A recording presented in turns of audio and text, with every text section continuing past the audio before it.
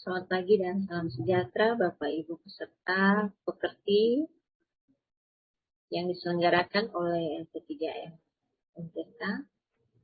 Selamat datang dan perkenalkan, saya Dewi Setiawati Gadi akan menyampaikan ulang materi yang telah disampaikan oleh Dr. Syabudin Said MSI tentang strategi pembelajaran dan motivasi belajar. Nah, Bapak Ibu sekalian, perlu kita ketahui bahwa dalam pembelajaran tentu kita membutuhkan kiat-kiat atau strategi-strategi serta motivasi-motivasi yang perlu kita berikan kepada peserta didik atau mahasiswa yang kita ajar.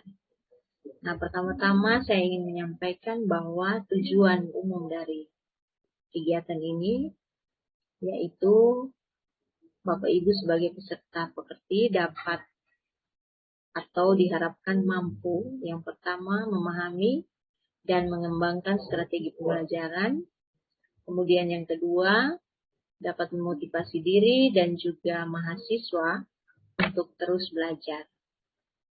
Sedangkan tujuan khususnya adalah yang pertama itu menjelaskan tentang strategi pembelajaran yang ada di perguruan tinggi. Kemudian yang kedua, menjelaskan motivasi belajar di perguruan tinggi. Dan yang ketiga, menjelaskan tuntutan belajar di perguruan tinggi. Nah, untuk materi ini akan diawali dengan beberapa definisi yang akan disampaikan tentang topik kita, yaitu yang pertama itu kita perlu tahu apa itu strategi. Nah, strategi kalau kita lihat di sini adalah salah satu pendekatan atau cara keseluruhan yang berkaitan dengan pelaksanaan suatu gagasan, kemudian perencanaan, dan eksekusi sebuah aktivitas dalam kurun waktu tertentu. Kemudian ada istilah pembelajaran. Nah, kalau pembelajaran sendiri itu sudah tertuang di dalam Undang-Undang Nomor 12 Tahun 2012, Pasal 1, adalah proses interaksi antara mahasiswa dengan dosen, kemudian antara peserta didik atau mahasiswa dengan pendidik, dan sumber belajar pada suatu lingkungan belajar. Jadi di sini yang ditekankan adalah proses interaksi dalam pembelajaran, baik itu antara si pendidik atau dalam hal ini dosen dan mahasiswa atau peserta didik. Nah, dalam Undang-Undang Nomor 12 juga pada pasal 14, pasal 1 ayat 14 juga menyatakan tentang siapa itu dosen. Atau dosen itu apa? Punya tugasnya bagaimana? Nah, di sini kita lihat pengertian dasar tentang dosen adalah pendidik profesional, disebut sebagai pendidik profesional dan ilmuwan, dengan tugas utamanya adalah mentransformasikan, kemudian mengembangkan dan menyebarluaskan ilmu pengetahuan dan teknologi melalui pendidikan, penelitian, dan pengabdian kepada masyarakat. Atau kalau dalam tugas di perguruan tinggi biasanya ini disebut sebagai tridharma. Jadi ada tugas kita sebagai pendidik dan pengajar, tugas dalam bidang pendidikan dan pengajaran, kemudian tugas dalam bidang penelitian, serta kita juga harus memiliki tugas sebagai pengabdi.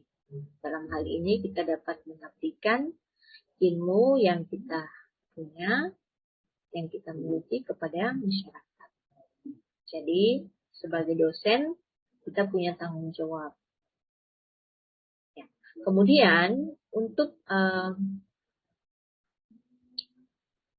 menyatakan bahwa seorang dosen itu sebagai tenaga pendidik yang profesional dan juga ilmuwan tadi, maka diperlukan kualifikasi atau kriteria dari dosen. Nah, selanjutnya dalam Undang-Undang 12 juga tertuang tentang siapa itu mahasiswa. Jadi mahasiswa adalah peserta didik yang ada pada jenjang pendidikan tinggi. Jadi mahasiswa berarti dia merupakan siswa yang ada di satu jenjang pendidikan tinggi. Kemudian kita lihat selanjutnya adalah tentang pembelajaran. Nah, pembelajaran di sini kita melihat bahwa kalau tadi dari pengertian awal itu adalah proses interaksi antara si pendidik atau pengajar tadi dengan peserta didik atau mahasiswa, maka di dalamnya terjadi proses yang namanya proses pembelajaran.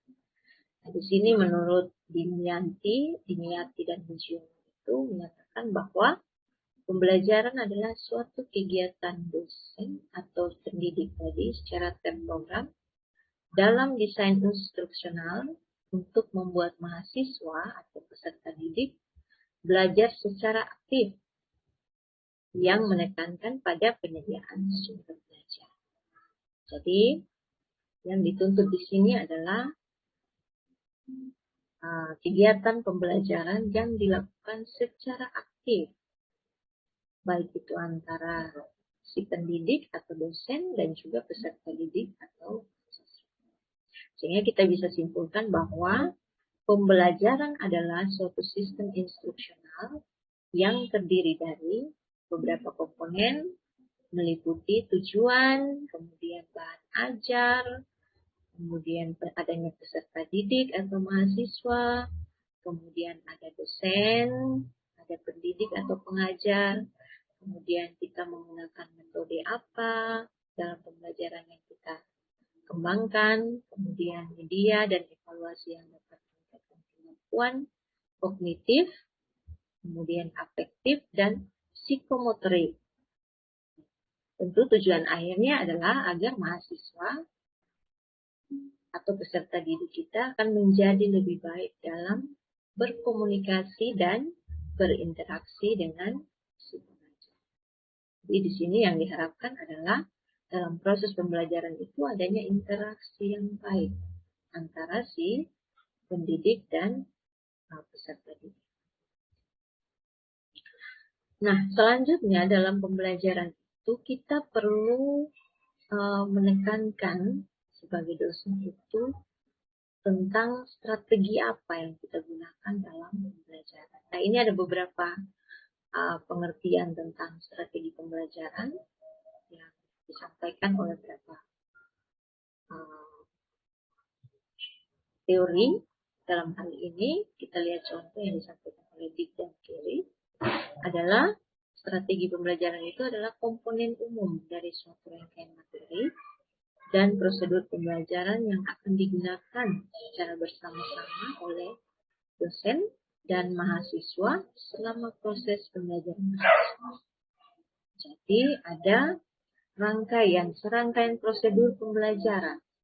Dalam hal ini ada bahan ajar tadi, kemudian ada instrumen-instrumen lain yang digunakan dalam pembelajaran, baik itu metodenya, baik itu bahan pengajarannya dan lain sebagainya yang dilakukan atau yang secara instruksional ya itu dilakukan secara bersamaan atau berlangsung dalam proses pembelajaran. Kemudian dapat kita simpulkan bahwa strategi pembelajaran itu merupakan suatu prosedur pembelajaran dalam membantu usaha belajar mahasiswa, mengorganisasikan pengalaman belajar, mengatur dan merencanakan bahan ajar agar tercipta proses pembelajaran yang lebih efektif dan efisien untuk mencapai tujuan pembelajaran. Jadi biasanya ini kalau dalam strategi pembelajaran itu, kita sebagai dosen itu juga itu dituntut benar-benar mempersiapkan baik itu bahan ajar, baik itu rencana pembelajaran dalam hal ini untuk mencapai tujuan tadi. Tujuan kita adalah untuk mencapai proses pembelajaran atau menciptakan proses pembelajaran yang lebih efektif dan efisien. Nah, baik Bapak Ibu peserta, seperti selanjutnya kita melihat bahwa apa sih pentingnya dari strategi pembelajaran itu. Nah, yang pertama kita lihat bahwa pentingnya strategi pembelajaran itu adalah memberikan rumusan acuan kegiatan pembelajaran. Salah satunya adalah kita dapat memberikan acuan terhadap kegiatan pembelajaran yang dilaksanakan. Yang kedua, dapat mencapai tujuan pembelajaran. Yang ketiga itu dapat menarik minat belajar dari mahasiswa. Dan yang keempat adalah memotivasi atau memberikan dorongan, menggerakkan, membimbing, dan mengarahkan si mahasiswa. Jadi penting kita menerapkan apa yang disebut dengan strategi dalam pembelajaran. Nah, ini ada beberapa macam strategi pembelajaran, yaitu yang pertama kita lihat tentang strategi pembelajaran inquiry. Nah, apa yang dimaksud dengan strategi pembelajaran inquiry? Yaitu strategi pembelajaran yang menekankan pada proses berpikir secara kritis dan analitis untuk mencapai dan menemukan sendiri jawaban dari suatu masalah yang kita. Jadi ini dibutuhkan proses berpikir yang kritis dan analitis. Kemudian yang selanjutnya adalah strategi pembelajaran ekspositori atau SPE ya. Nah, kalau strategi pembelajaran ekspositori ini lebih menekankan pada proses pemberian pengetahuan atau materi yang diberikan baik itu secara lisan atau verbal oleh si dosen pendidik kepada mahasiswa yang ingin membantu mahasiswa agar menyelesaikan materi pelajaran secara optimal dan efektif. Jadi, yang diberikan oleh dosen itu secara lisan atau verbal, tujuan akhirnya adalah agar si mahasiswa bisa menguasai materi yang disampaikan itu secara optimal dan efektif. Nah, yang selanjutnya adalah tentang contohnya, mungkin Bapak Ibu bisa melihatnya di sini, bahwa dosen itu dapat misalnya menyajikan bentuk pembelajaran yang sudah dipersiapkan secara rapi. Jadi bahan pengajarannya sudah disiapkan secara rapi, sistematik, dan lengkap. Kemudian mahasiswa tinggal mengikuti. Ini sama seperti kita mempersiapkan bahan ajar. Bahan ajar yang nanti kita akan sampaikan dalam topik pembelajaran. Nah, yang ketiga itu adalah tentang strategi pembelajaran berbasis masalah atau SPBM. Nah, di sini strategi pembelajaran berbasis masalah itu dia memadukan beberapa kegiatan pembelajaran yang menonjolkan pada proses pemecahan masalah. Nah, ini pemecahan masalah dalam artian masalah ini. Jadi ini lebih penekanannya kepada kita mengkombinasikan atau memadukan antara pembelajaran yang bisa memecahkan masalah. Jadi ada praktek langsung mungkin yang bisa dilakukan oleh mahasiswa. Kemudian yang keempat itu adalah tentang strategi pembelajaran kooperatif. Nah, di sini tentang strategi pembelajaran kooperatif ini merupakan salah satu strategi yang penting sekali diterapkan. Karena dalam kegiatan pembelajaran kooperatif ini, di mana pembelajarannya itu dilakukan oleh mahasiswa, bisa dilakukan oleh mahasiswa dalam bentuk-bentuk kelompok-kelompok diskusi untuk kita mahasiswa tersebut bisa merumuskan misalnya materi yang diberikan oleh dosen, dia dapat merumuskan tujuan pembelajaran. Di situ, misalnya kalau penerapan SPK ini, itu nanti akan kelihatan kalau seandainya kita dalam kelas kita memberikan contoh, misalnya mahasiswa dibentuk dalam bentuk-bentuk kelompok. Nah, kelompok-kelompok tersebut diberikan tugas misalnya mendiskusikan tentang satu topik, kemudian mereka mencari solusi terhadap topik atau mencari jawaban terhadap topik yang diberikan. Nah, di dalam hal ini mungkin dalam kelompok itu di mix, biasanya kita mix. Ya, kita mix mungkin ada dari kelompok si akademis, kemudian atau dari kelompok kelompok ras yang berbeda, jadi tidak satu ras yang sama ditaruh dalam satu kelompok, tidak, tapi bisa kita mix. Kemudian dari misalnya agama selain ras tadi, agama atau antara laki-laki dan perempuan itu dibagi.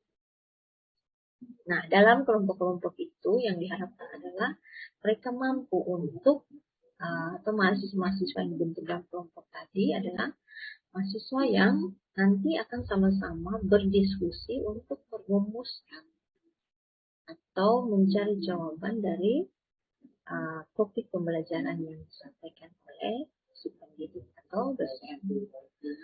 Kemudian, sistem penilaian yang dilakukan terhadap kelompok akan nanti diberikan reward atau penghargaan jika kelompok itu dapat menunjukkan suatu prestasi. Jadi biasanya ini mereka setelah membentuk kelompok, kemudian nanti akan diberikan kesempatan presentasikan dan akan dinilai oleh si pendidik atau dosen untuk menilai sejauh mana kelompok itu bisa aktif dalam merumuskan dan mencari solusi dari topik pembelajaran yang dikerjakan.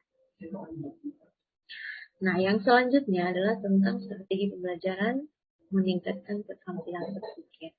Nah, dalam strategi ini diterapkan atau lebih diutamakan adalah tentang kemampuan berpikir mahasiswa.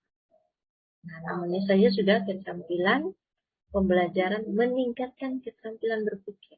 Jadi, yang ditekankan di sini adalah tentang kemampuan berpikir dari mahasiswa. Jadi, mahasiswa itu diberikan pemahaman yang baik supaya dia mampu menggunakan atau punya kemampuan berpikir untuk menganalisis suatu topik misalnya. Nah, misalnya ini materi yang disajikan dapat berupa membimbing mahasiswa melalui proses menemukan konsep sendiri yang harus diketahui oleh mahasiswa dengan cara terus-menerus melalui proses dialog dan menggunakan pengalaman mahasiswa. Jadi biasanya ini salah satu contohnya mungkin dalam pembimbingan tugas akhir, penelitian dan seterusnya. Itu biasa kita sering dosen dan juga mahasiswa itu punya interaksi, saling berkomunikasi, kemudian menggali atau membuat diskusi terkait dengan pengalaman-pengalaman yang ditemukan oleh mahasiswa saat dia mungkin mau memilih penelitiannya tentang apa, kemudian itu didiskusikan dengan baik dengan dosen. Kemudian bisa juga pada saat dia telah melaksanakan penelitian, kemudian dia berdiskusi dengan dosen pembimbing untuk mencari solusi bagaimana dia melakukan pembahasan terhadap hasil yang diperoleh. Jadi dipicu. Nah, dosen itu tinggal sebagai fasilitator untuk memberikan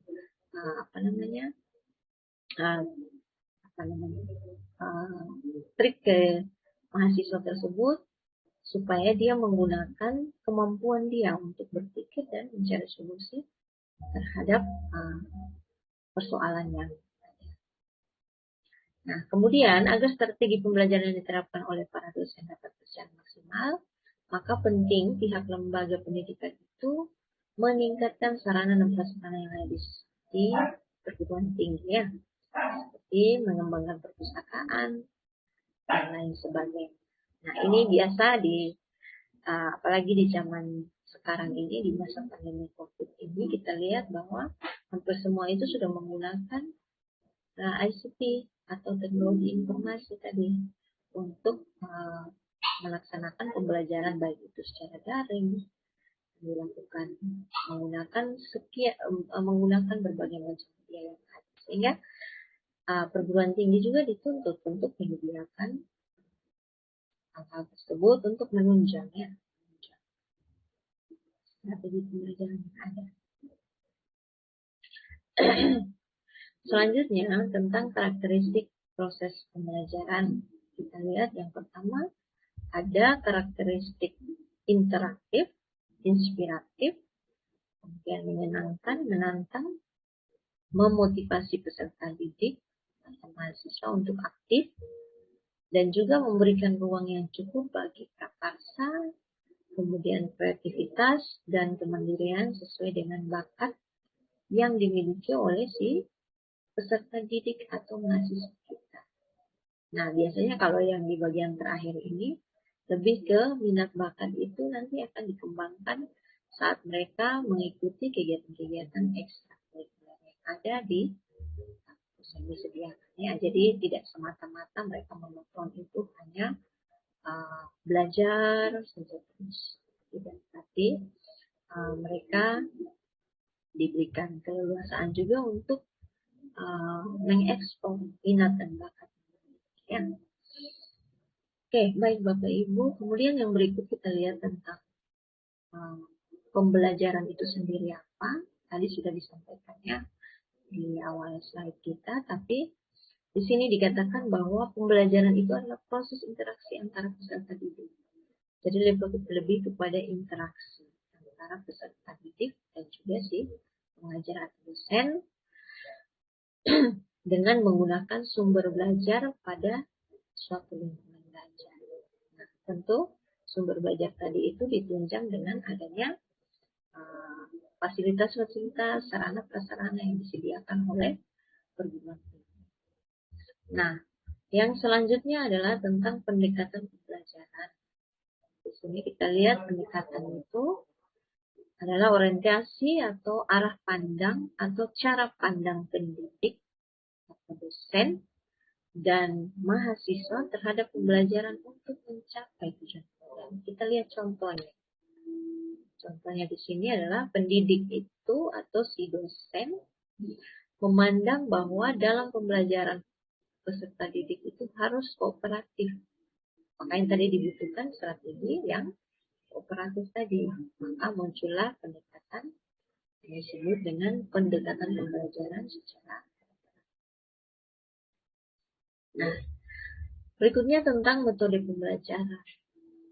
Di sini metode pembelajaran adalah proses belajar atau gambaran pembelajaran peserta didik dari awal sampai akhir pembelajaran yang ditandai dengan langkah-langkah spesifik.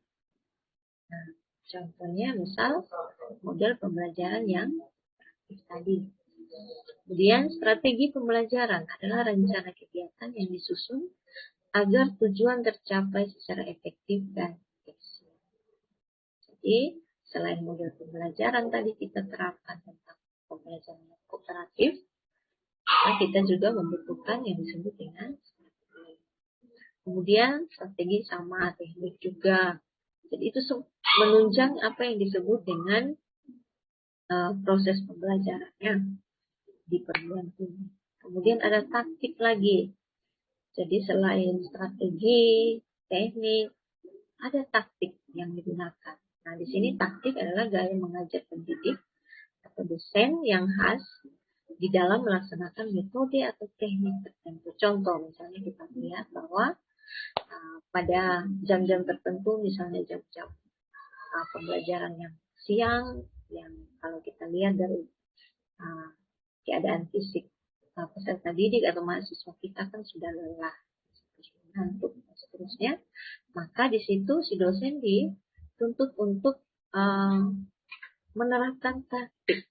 Di sini taktik pembelajaran yang diterapkan itu bisa saja dia menyampaikan ceramah-ceramah atau dia menyampaikan hal-hal yang humoris sehingga tidak membuat kelas itu boring istilahnya, tapi bisa hidup seperti itu yang disebut dengan taktik-taktik pembelajaran. Nah, ini ada beberapa contoh gambaran. Bapak Ibu bisa melihatnya bahwa ini beda antara gambar 1, 2, dan juga gambar 3. Tentu ini hal ini terjadi itu tentu dipengaruhi oleh proses tadi, proses pembelajaran tadi. Atau strategi pembelajaran yang kita gunakan, teknik yang kita gunakan. Akan berbeda saat misalnya kita ada dalam lingkungan pembelajaran yang dalam kapasitas yang besar atau yang banyak. Akan berbeda saat kita ada dalam kondisi kelompok pembelajaran yang kecil, yang hanya terdiri dari 4 sampai 5 orang atau 5 sampai 6 orang, nanti akan berbeda. Dalam diskusi-diskusi itu tentu akan membangun sesuatu hal yang positif atau yang baik dalam proses pembelajaran. Dalam hal ini untuk mencapai apa yang disebut dengan tujuan pembelajaran. Nah, ini ya contoh-contoh dari strategi pembelajaran yang dilakukan. Kalau ini misalnya ini adalah bisa saja ini adalah salah satu bentuk pembelajaran kuliah umum misalnya, atau dalam pembelajaran kelas yang besar, misalnya mata kuliah umum yang disampaikan. Jadi itu kan terdiri dari sekian banyak rumpun ilmu yang digabung, kemudian mereka belajar bersama di situ. Dan si pengajarnya, bagaimana strategi si pengajar menyampaikan supaya mahasiswa itu bisa menerima apa yang disampaikan. Kemudian yang gambar kedua kita lihat contoh ini mungkin dalam diskusi kelas tadi ya, diskusi kelas yang dibentuk dari kelompok-kelompok. Nah, ini kalau kita lihat ini tadi sudah menjawab apa yang disebut dengan perbedaan gender, kemudian perbedaan agama, ras, dan seterusnya. Kemudian dibentuk dalam satu kelompok mendiskusikan hal-hal yang berhubungan dengan pembelajaran, topik pembelajaran. Kemudian kita lihat menurut Bloom dan Padworth tentang dalam belajar mahasiswa itu, kita lihat dia harus menguasai 3 ranah. Yang pertama itu secara kognitif, yang psikomotorik, dan afektifnya. Jadi 3-tiganya harus jalan. Ini dituntut dari si mahasiswa. Nah, yang pertama kita lihat kalau kognitif itu ada 6 tingkatan. Yang pertama itu tentang pengetahuan dari mahasiswa, misalnya dia mengingat, menghafal. Tentu itu diperoleh dengan dia banyak membaca mungkin ya, yang membaca, kemudian mencari tahu informasi terkini. Kemudian yang kedua adalah pemahaman atau menginterpretasikan. Yang ketiga itu mengaplikasikan. Yang keempat itu menganalisis atau menjabarkan konsep. Yang kelima sintesis. Kemudian yang keenam itu dia melakukan evaluasi. Jadi ya, itu dituntut dari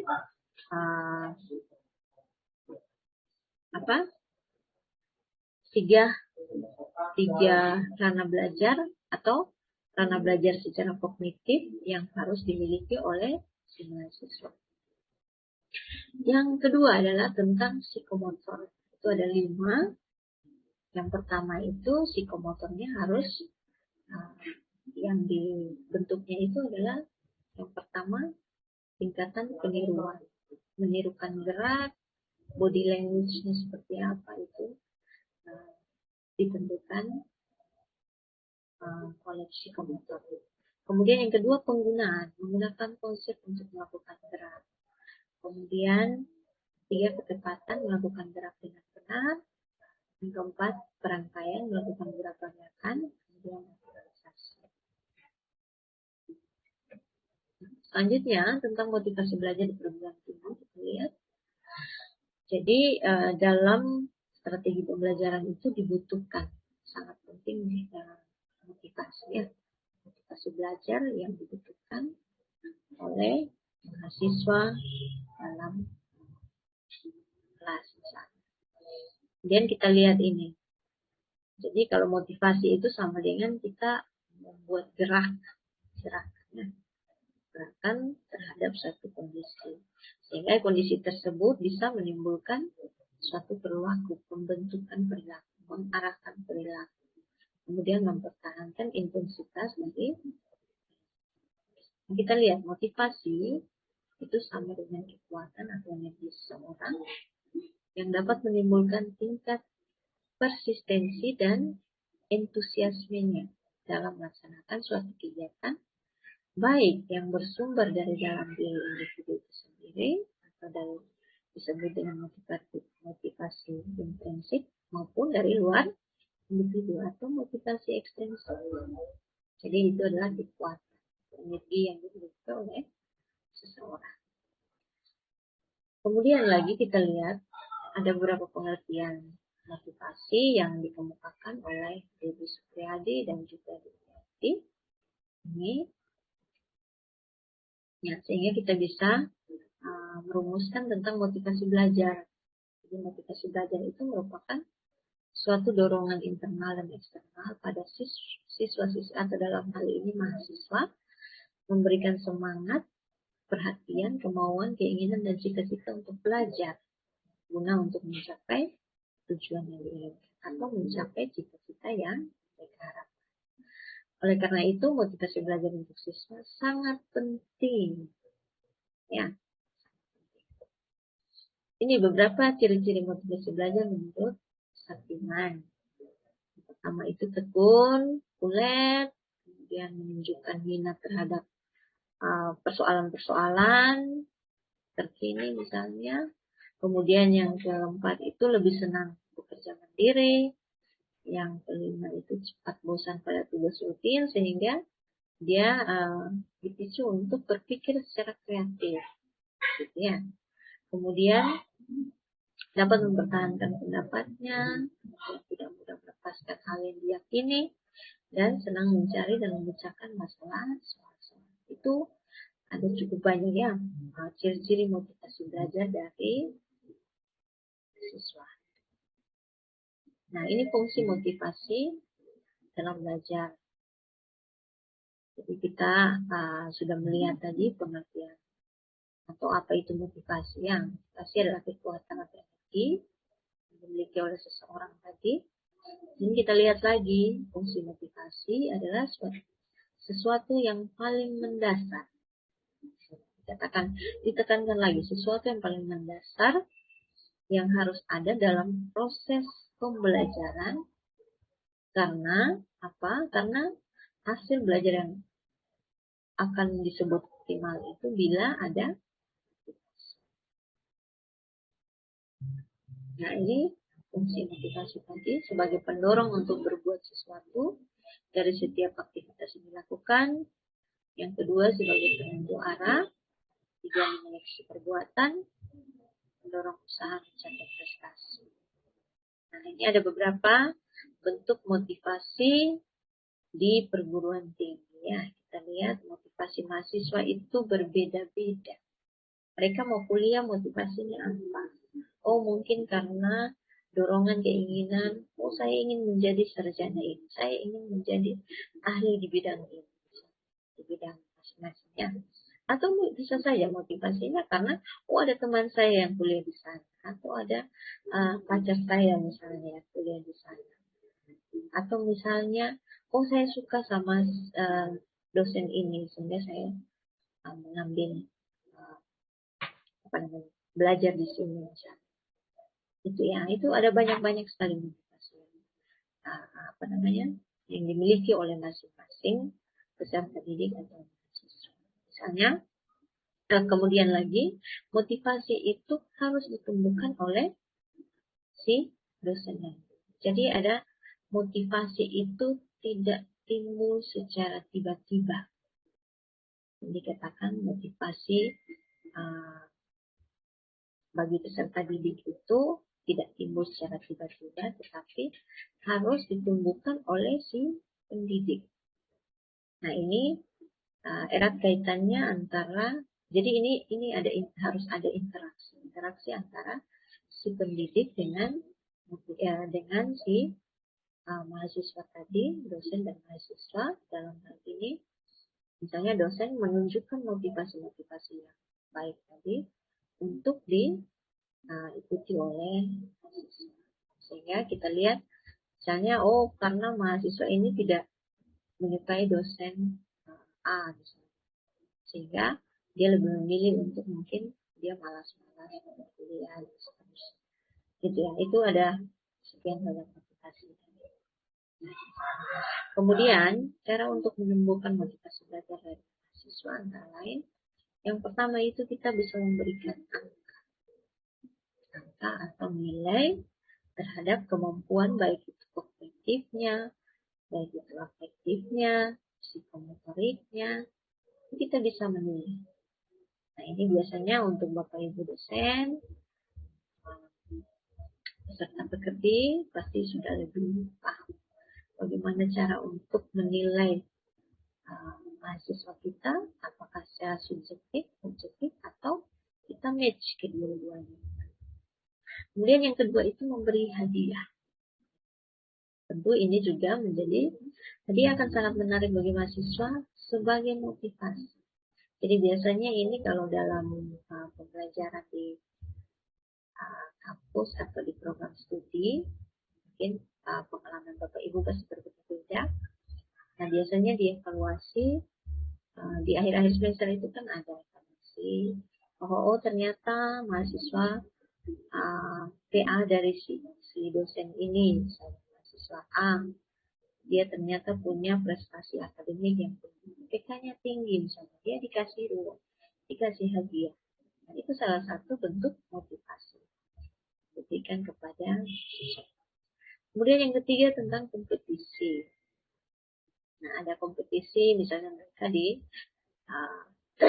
dikumpulkan atau diberikan motivasi untuk mengikuti lomba-lomba.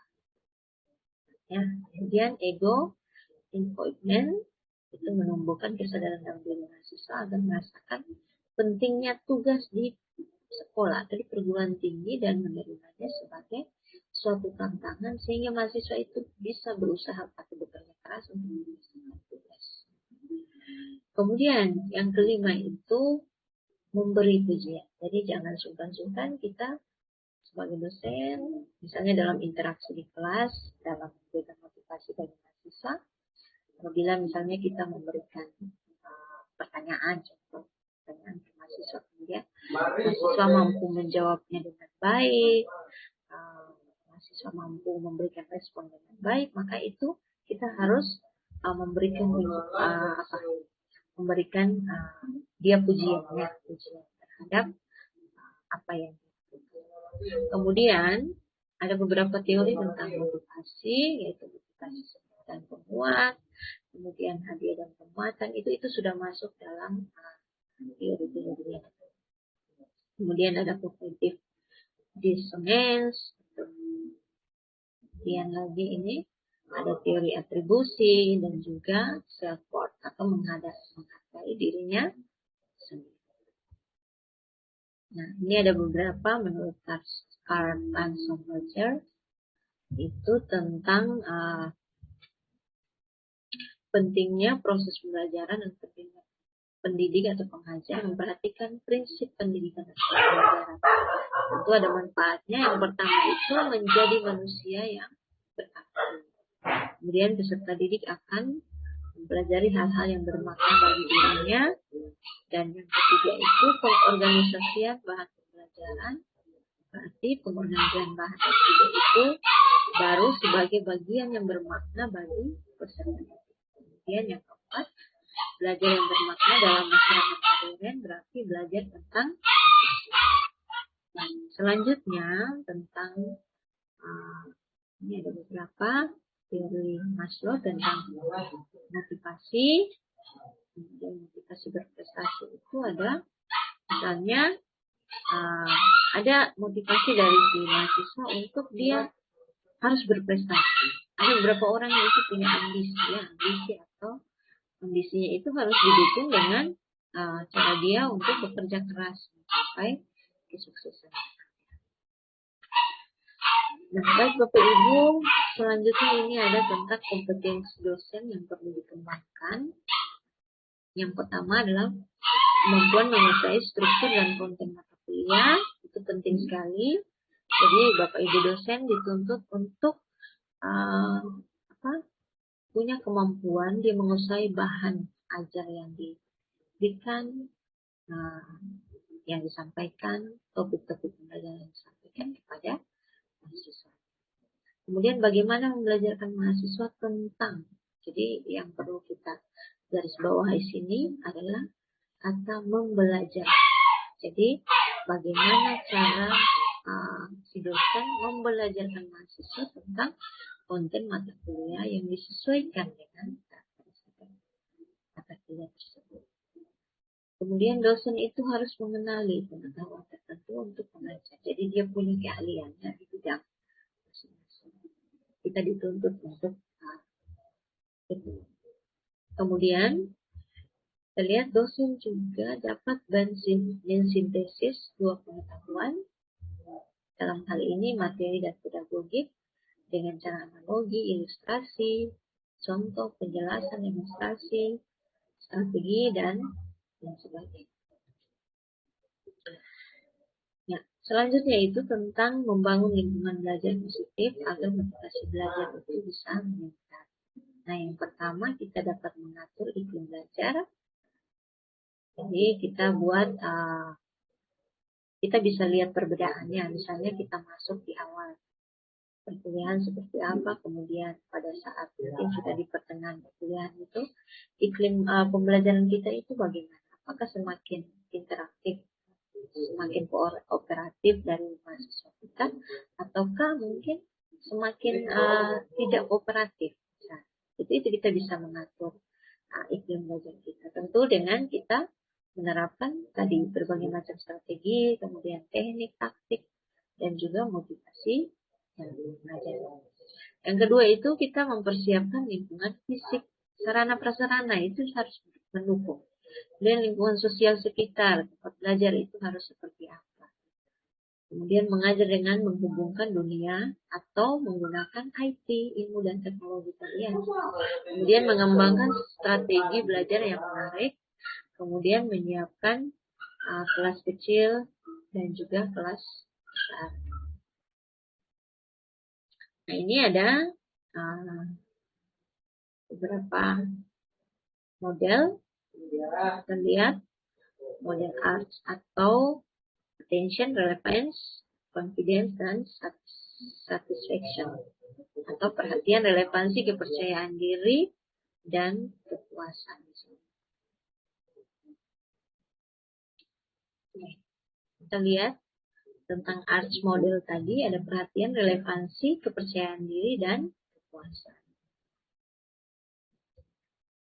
Strategi untuk merangsang minat dan perhatian mahasiswa atau yang kita sebut tadi attention, kita bisa menggunakan metode penyampaian perkuliahan bervariasi. Misalnya kita membentuk kelompok tadi, kemudian membuat simulasi, praktikum, kemudian diskusi, sharing, kemudian mendemonstrasikan studi kasus dan seterusnya. Itu kita bisa mengaturnya dalam strategi-strategi pembelajaran untuk merangsang minat dari mahasiswa. Kemudian bisa kita pakai misalnya variasi media dan seterusnya itu untuk merangsang minat perhatian dari si mahasiswa. Mungkin kita selingi pembelajaran kita dengan ada humor, kemudian teknik tanya jawab, berdiskusi dan lain sebagainya. Itu perlu dibangun oleh para dosen terhadap motivasi dari atau minat belajar dari mahasiswa. Kemudian yang kedua adalah relevansi, hubungan antara materi kuliah dengan kebutuhan dan kondisi dari mahasiswa. Kemudian lagi strategi untuk menunjukkan relevansi perkuliahan itu apa saja. Kita lihat Yang pertama, sampaikan apa kemampuan mahasiswa setelah mempelajari kuliah tersebut.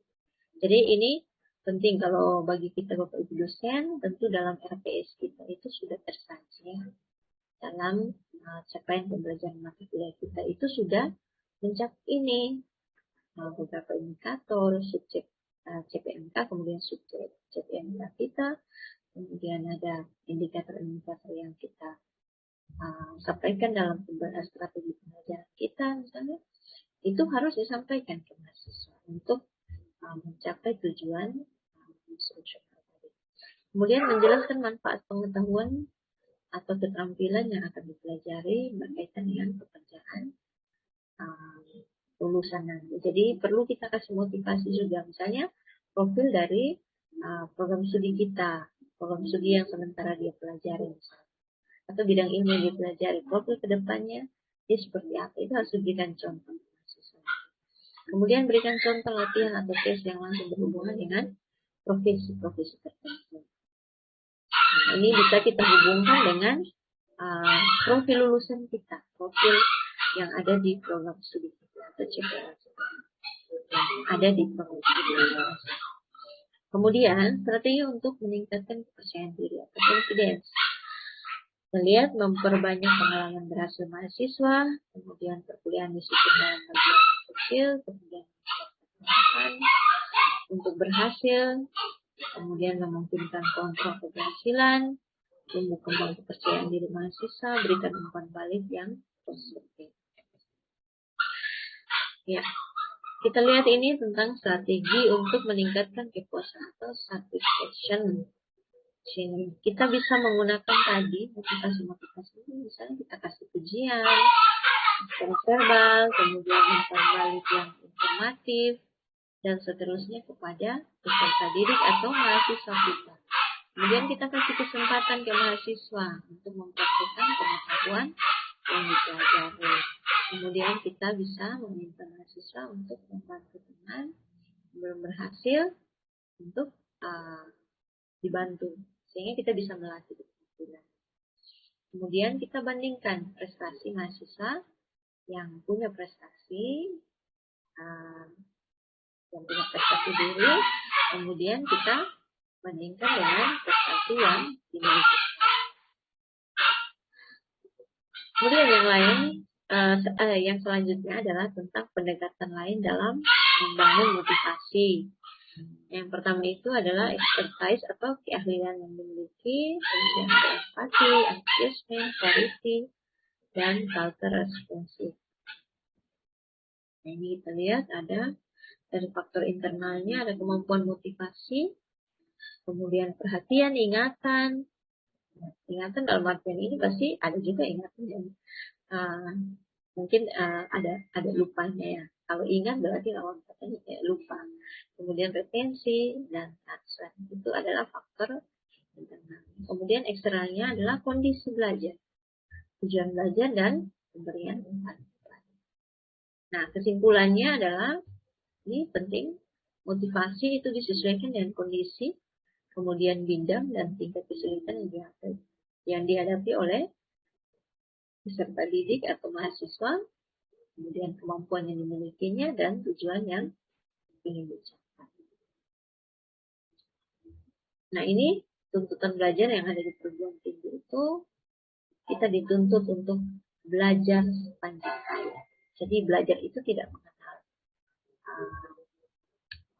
batasan waktu ya, batasan usia.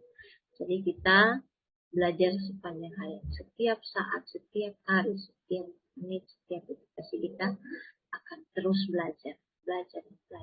Itu yang disebut dengan belajar sepanjang hayat. Kemudian berpendidikan setinggi-tingginya untuk memaksimalkan pengembangan potensi diri guna kualitas pengabdiannya kepada Sang Pencipta atau Tuhan. Jadi punya tanggung jawab real di situ untuk sebagai makhluk yang diciptakan. Ya. Kemudian pendidikan di perguruan tinggi juga melibatkan suatu perpindahan menuju struktur sekolah atau perguruan tinggi yang lebih besar, lebih impresional, kemudian lebih heterogen, serta bertambahnya tekanan mencapai prestasi. Itu menurut saya. Ya. Kemudian perguruan tinggi adalah pendidikan untuk orang dewasa.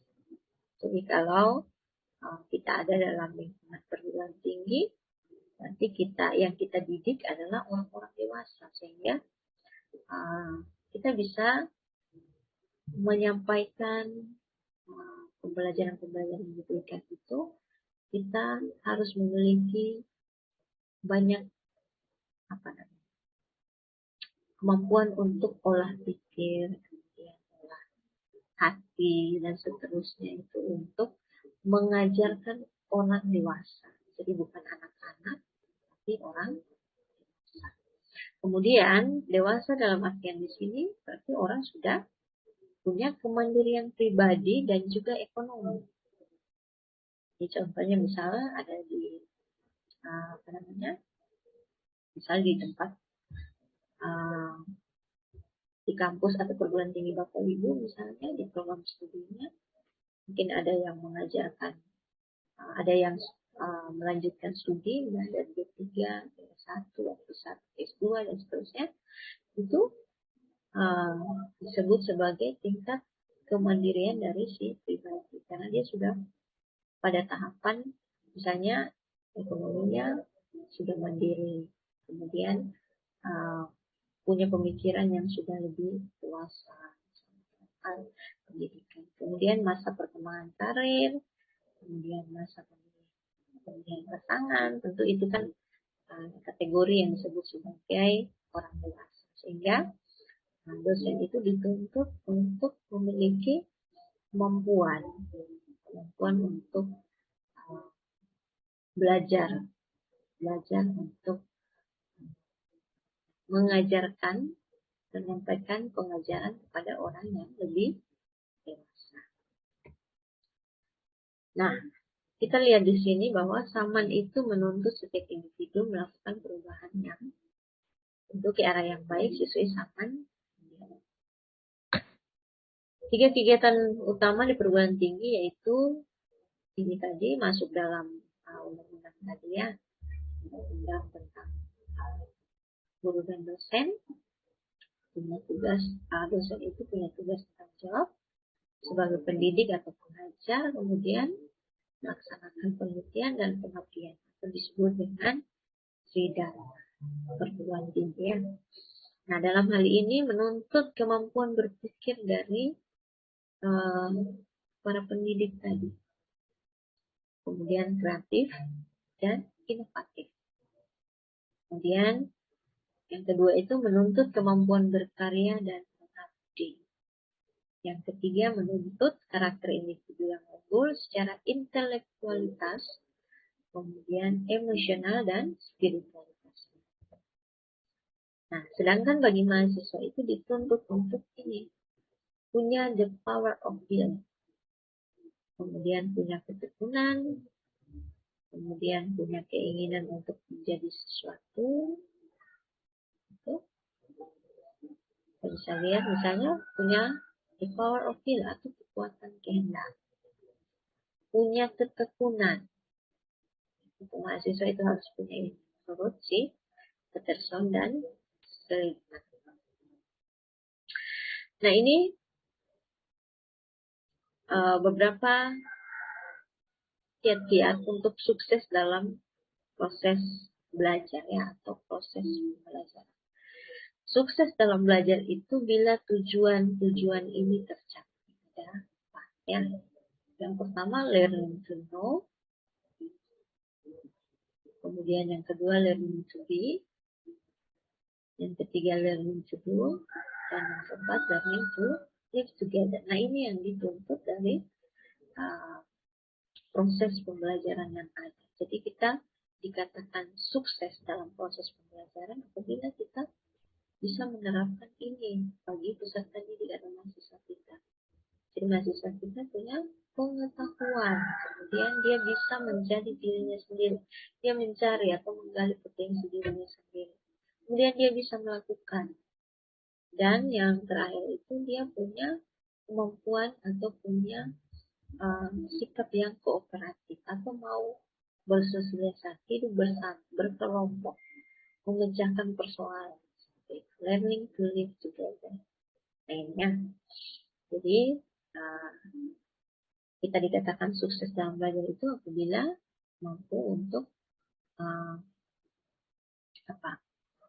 mencapai tujuan belajar yang 4 ini ya, learning to know, learning to be, learning to do, dan learning to live together.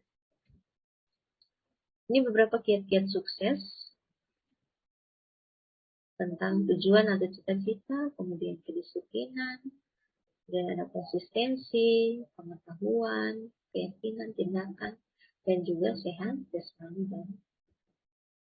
Nah, penutup dari materi kita, pertama kita bisa simpulkan bahwa pendidikan itu adalah sepanjang hayat untuk terus mengembangkan kematangan diri dan memaksimalkan pengabdian kita kepada Tuhan. Dan yang terakhir itu kita bisa mengevaluasi bahwa sebagai dosen pembimbing akademik atau dosen PA, kita bisa membuat contoh perencanaan akademik bersama dengan mahasiswa kita. Misalnya kita menerapkan tadi strategi, kemudian motivasi belajar, kemudian teknik tadi, dan juga teknik pembelajaran kita terapkan ke mahasiswa kita sehingga dia punya motivasi untuk menyelesaikan studinya cepat waktu, kemudian punya prestasi dan memiliki sikap yang baik. Baik Bapak Ibu sekalian, mungkin sampai di sini materi yang dapat saya sampaikan. Sekian dan terima kasih.